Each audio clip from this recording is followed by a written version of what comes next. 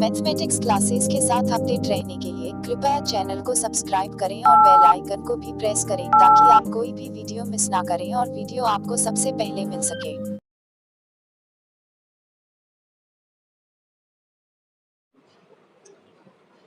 Hello students, welcome again.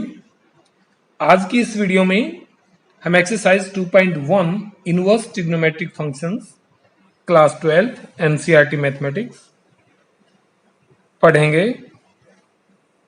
और 2.1 exercise में आपको करना क्या है कि find the principal values of the following. नीचे जितने भी क्वेश्चन दिए हुए हैं आपको उनकी प्रिंसिपल वैल्यूज फाइंड आउट करनी है। तो फर्स्ट क्वेश्चन अगर हम देखें तो वो है साइन इनवर्स -1/2 और इसकी प्रिंसिपल वैल्यू फाइंड आउट करनी है। इसका मतलब क्या है, देखिए लास्ट वीडियो में हम इसकी बेसिक कंसेप्ट पढ़ चुके हैं, ग्राफिकली इनवर्स ट्रिग्नोमेट्रिक फंक्शंस को देख चुके हैं, उनकी रेंज और डोमेन भी हमने पढ़ी थी। तो जब भी आपको principal values of inverse trigonometric functions की बात हो तो सबसे पहले तो बहुत जरूरी है कि आप इनवर्स ट्रिग्नोमेट्रिक फंक्शंस के डोमेन और रेंज याद रखें, ठीक है ना। तो अब यहां हमें कौन सा फंक्शन गिवन है, साइन इनवर्स। तो जो गिवन हो उसी की रेंज और डोमेन सबसे पहले दिमाग में आनी चाहिए। तो साइन इनवर्स फंक्शन की जो रेंज होगी वो होती है -π/2 to π/2 क्लोज इंटरवल। यानी कि समझिए अब इस बात को कि साइन इनवर्स ये जो वैल्यू पुट हुई है -1/2, ये वैल्यू साइन इनवर्स की डोमेन से पुट हुई है कि -1/2 पर साइन इनवर्स डिफाइन होगा। और आपको पता होगा कि डोमेन साइन इनवर्स यानी कि इनवर्स फंक्शन साइन के लिए -1 to 1 होती है क्लोज इंटरवल, और ये रेंज आएगी। यानी कि साइन इनवर्स में हम क्या पुट करेंगे, ये पुट करेंगे और ये वैल्यूज आनी चाहिए। जो वैल्यूज यहां आएगी वही प्रिंसिपल वैल्यू होगी। बात समझ रहे हैं। यानी कि हम ये कह सकते हैं कि -1 पर यानी कि साइन इनवर्स -1 जरूर -π/2 आएगा और साइन इनवर्स 1 π/2 होगा। तो साइन इनवर्स -1/2 कितना होगा, ठीक है ना। तो इसके लिए जो प्रोसेस है उसको अच्छे से देखें। और 6 फंक्शन है ये इनवर्स ट्रिग्नोमेट्रिक फंक्शन, उनकी आपको डोमेन और रेंज अच्छे से याद होनी चाहिए। अगर याद नहीं करेंगे तो क्वेश्चन नहीं निकलेगा। क्लियर। तो आइए स्टार्ट करते हैं। सबसे पहले जो आपने इसमें काम करना है, जो भी गिवन है इसको आप किसी और वेरिएबल के किसी और साइन इक्वल पुट कर लें। यानी कि इसको आप पुट कर सकते हैं थीटा के, आप पुट कर सकते हैं वाई के, या किसी और संख्या के इक्वल पुट कर लें। मान लीजिए हम इसको अज्यूम कर लेते हैं, let sine inverse -1/2 equal to theta assume कर लेते हैं। अब ध्यान दें, इसका मतलब इस सारे की वैल्यू क्या मान ली हमने, थीटा। और थीटा की वैल्यू अगर निकल गई, और थीटा की वैल्यू निकल करके जो भी हम फाइंड आउट करेंगे थीटा की वैल्यू, वो इसकी रेंज के अंदर होनी चाहिए। और वो अगर मिल गई ऐसी वैल्यू तो साइन इनवर्स -1/2 का प्रिंसिपल वैल्यू होगी, वही हमारा आंसर, ठीक है। इसके बाद नेक्स्ट है साइन इनवर्स। दोनों तरफ अगर हम साइन लें तो ये साइन यहां आ जाएगा, means -1/2 equal to sine theta, और आप कह सकते हैं this implies sine theta equal to -1/2। कोई दिक्कत नहीं, क्लियर। अब -1/2 साइन थीटा किस एंगल पर होता है? 1/2 अगर चेक करेंगे तो 1/2 वैल्यूज साइन की 30 पर होती है। सेकेंड क्वाड्रेंट में चेक करो क्या 1/2 वैल्यू होती है, थर्ड में चेक करो और फोर्थ में। ये वैल्यूज भी आपके दिमाग में घूम जानी चाहिए। अब क्योंकि साइन थीटा की वैल्यू क्या आई है, नेगेटिव आई है, तो साइन नेगेटिव कहां कहां होता है? साइन नेगेटिव थर्ड क्वाड्रेंट में होता है और साइन नेगेटिव फोर्थ क्वाड्रेंट में होता है। बात सही है ना? तो इसका मतलब हम इसको लिख सकते हैं, ये माइनस एज इट इज, क्या मैं इसको साइन, और 1/2 कहां होता है? π/6 पर, ऐसे लिख सकता हूं। ये माइनस एज इट इज 1/2 की वैल्यू साइन में लिख ली। अब क्या इसको ऐसे भी लिखा जा सकता है? ये नेगेटिव अगर अंदर लेके जाएं या प्रॉपर्टी लगाएं तो क्या आप इसे साइन -π/6 भी लिख सकते हैं? इसका मतलब क्या हो गया? दिस इंप्लाइज साइन थीटा की value equal to sine of -π/6 आ गई। अब चेक करें, अब साइन थीटा -π/6, लग रहा है कि थीटा -π/6 हो जाएगा, बस शर्ते या कंडीशन ये है कि ये -π/6 रेंज से बिलोंग करना चाहिए। Clear? So here theta equal to -π/6 which belong to, कर रहा है ना, बिलोंग टू -π/2 to π/2। देख सकते हैं आप कि ये -π/2 π/2 और वैल्यू क्या है? -π/6। तो -π/6 कुछ एंगल यहां से बनेगा -π/6। तो principal value therefore theta equal to -π/6, और थीटा क्या था? थीटा क्या था? Therefore and hence sine inverse -1/2 equal to -π/6। यही प्रिंसिपल वैल्यू होगी साइन इनवर्स -1/2 की। आगे बात समझ में? ओके, प्रोसेस नहीं बोलनी है, डोमेन और रेंज आपको याद होनी चाहिए, तो क्वेश्चन बहुत आसान हो जाएंगे। Clear?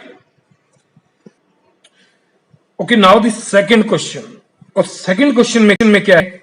We have to find the principal value of cos inverse √3/2।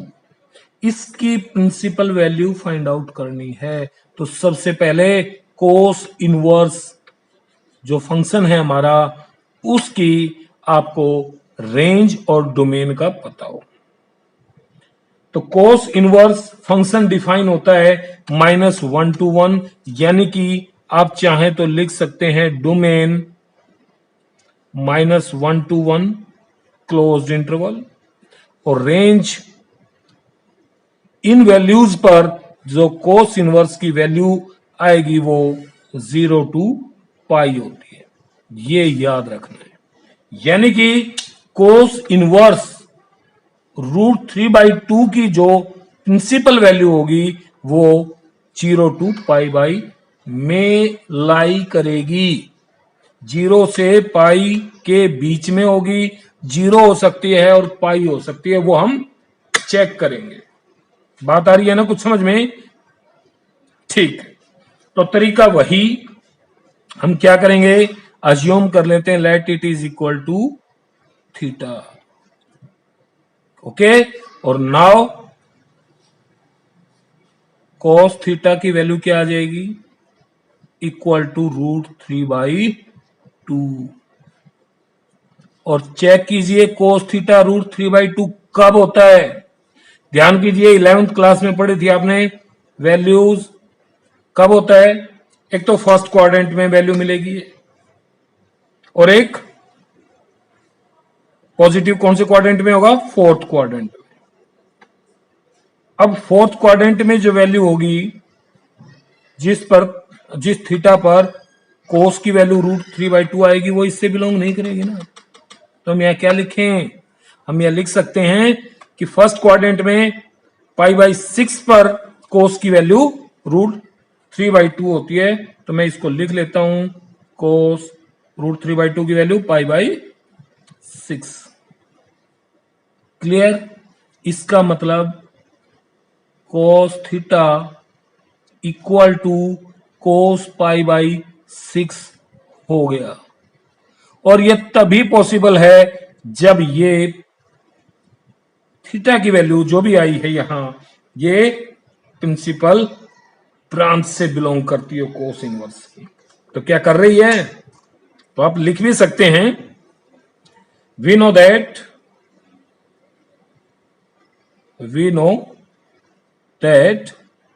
the range of the principal value branch of cos inverse is क्या होती है, 0 to π। और therefore थीटा इक्वल टू क्या आ जाएगा, π/6। क्यों, क्योंकि π/6 बिलोंग कर रही है इससे 0 to π को। सो वी कैन राइट कि cos इनवर्स √3/2, क्योंकि ये थीटा है और इसकी वैल्यू क्या आ गई, π/6। यही प्रिंसिपल वैल्यू होगी। कोई दिक्कत नहीं है, आ रही है समझ में। यानी कि हर क्वेश्चन के लिए आपको यही तरीका लगाना है, डोमेन और रेंज याद होनी चाहिए। हालांकि हमें आवश्यकता केवल रेंज की है, लेकिन डोमेन और रेंज साथ साथ लर्न करते चले जाएंगे तो आपको पक्का हो जाएगा ये। ठीक है, क्वेश्चन में किसी प्रकार की मिस्टेक होगी नहीं। Okay okay student, now the third question, it is cosecant inverse 2 और we have to find the principal value of cosecant inverse 2। तो क्या करना है, सबसे पहले कि कोसिकेंट इनवर्स फंक्शन की आपको रेंज और डोमेन याद होनी चाहिए। तो मैं यहां लिख सकता हूं कि डोमेन होती है रियल -1 to 1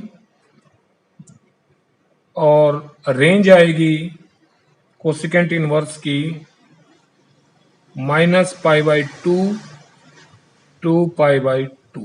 कुछ साइन की तरह है, लेकिन कुछ वैल्यूज हैं जिसके ऊपर ये डिफाइन नहीं होता। तो ये तो आ गई डोमेन ऑफ कोस इनवर्स और ये आ गई रेंज। यानी कि कोसिकेंट इनवर्स फंक्शन में ये वैल्यूज पुट करेंगे, -1 to 1 इतने इंटरवल के लिए कोसिकेंट इनवर्स डिफाइन नहीं होता है। ठीक है ना, इसलिए ये वैल्यू सब्ट्रैक्ट की हुई है। ग्राफिकली रिप्रेजेंटेशन में हमने देखा था इसको। और इन वैल्यूज के लिए 0 कभी नहीं आती, यानी कि फंक्शन की वैल्यू कभी भी 0 नहीं होती, और 0 नहीं होती तो उसको रेंज में बाहर निकाल दिया, रेंज से बाहर कर दिया। ठीक है, क्लियर। तो इसका मतलब क्या हो गया, अब कोसिकेंट इनवर्स 2 की वैल्यू इस रेंज से बिलोंग करनी चाहिए। तो क्या करेंगे, तरीका वही अज्यूम करेंगे, let it is equal to cosecant inverse 2 equal to theta. और अब आ जाएगा नाउ कोसिकेंट इनवर्स थीटा की वैल्यू क्या आ गई 2। अब आपको वही चेक करना है कि कोसिकेंट थीटा की वैल्यू 2 कब होती है, फर्स्ट क्वाड्रेंट में और सेकंड क्वाड्रेंट में। अब सेकंड क्वाड्रेंट में जाओगे तो थीटा पाई बाई 2 से बड़ा हो जाएगा, जबकि हमें तो केवल माइनस पाई बाई 2 से पाई बाई 2 तक ही जाना है। तो फर्स्ट क्वाड्रेंट की वैल्यू, फर्स्ट क्वाड्रेंट में कोसिकेंट थीटा 2 कब होता है, टेबल याद कीजिए 11th वाली, पाई बाई 6 पर। ऐसे भी याद कर सकते हो कि साइन पाई बाई 6 पर 1/2 होता है, तो कोसिकेंट थीटा 2 होगा।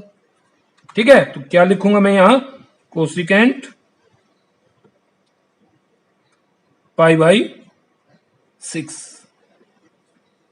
सही है, therefore cosecant theta equal to cosecant pi by 6। और ये वैल्यू अगर हमारी रेंज से बिलोंग करती है कोसिकेंट इनवर्स फंक्शन की, तो यही वैल्यू कोसिकेंट इनवर्स 2 की प्रिंसिपल वैल्यू होगी। यस, तो आप वह बात लिख सकते हैं कि as we know that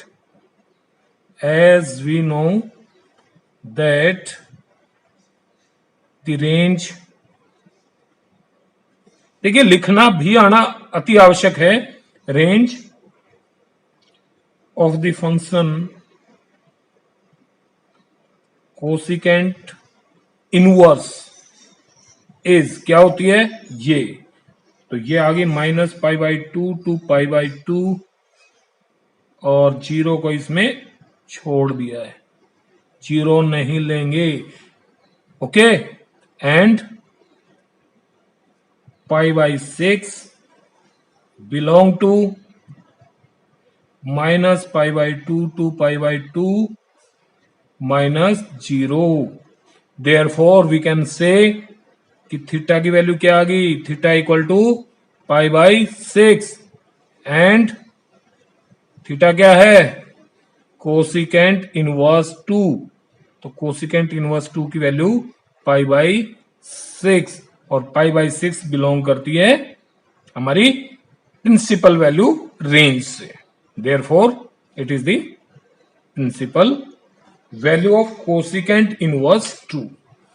clear, बहुत ही आसान तरीके से समझाया जा रहा है, फालतू कोई बात नहीं हो रही है, टू दी पॉइंट बात करनी है, टू दी पॉइंट आपने लिखना है और क्वेश्चन सोल्व। क्लियर।